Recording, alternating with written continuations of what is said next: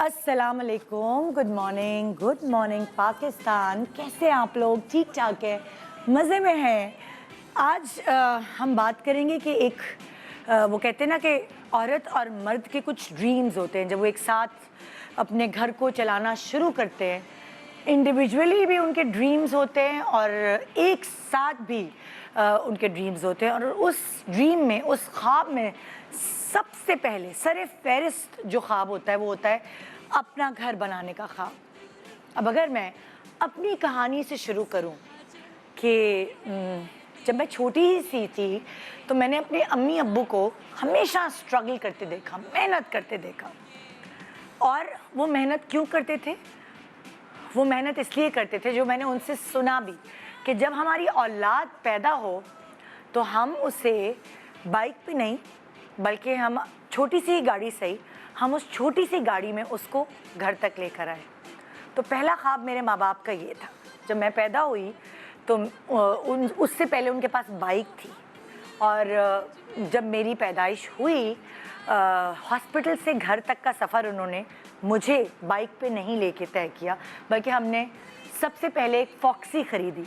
एक blue colour की foxy थी मेरे अब्बू के पास।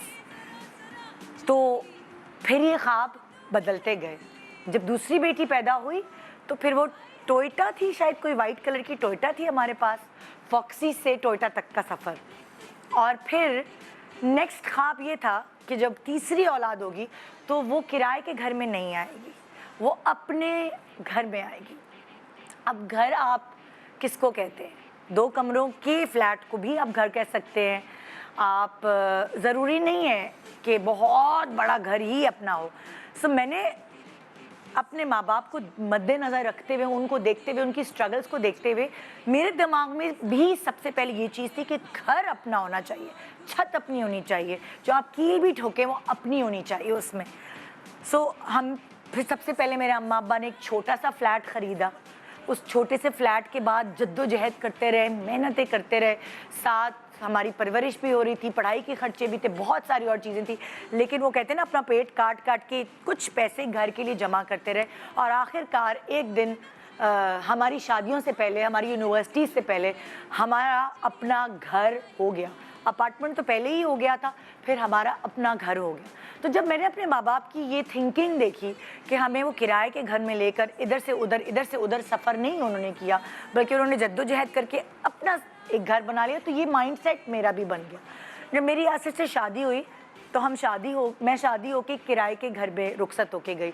तो मैंने भी यासिर को अपना ख्वाब ये जाहिर किया कि मेरा ख्वाब ये है कि भले छोटा सा ही सही, लेकिन छत अपनी हो, घर अपना हो।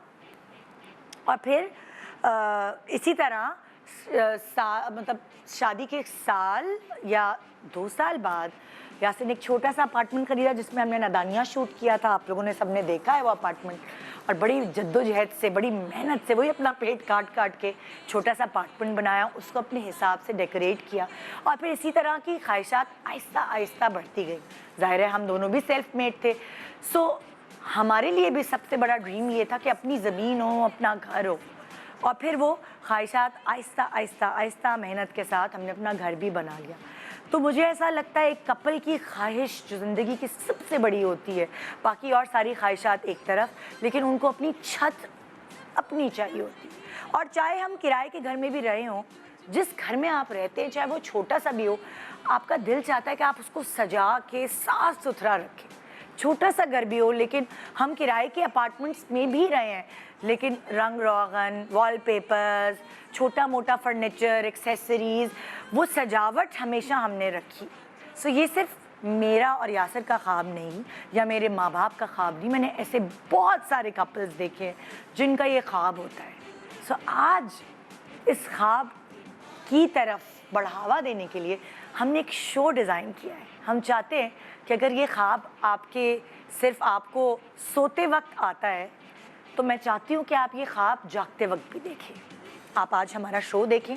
उम्मीद है आज के शो से आपको इस ख्वाब को सच्चाई की तरफ, यानी सच करने में थोड़ी सी हेल्प मिलेगी।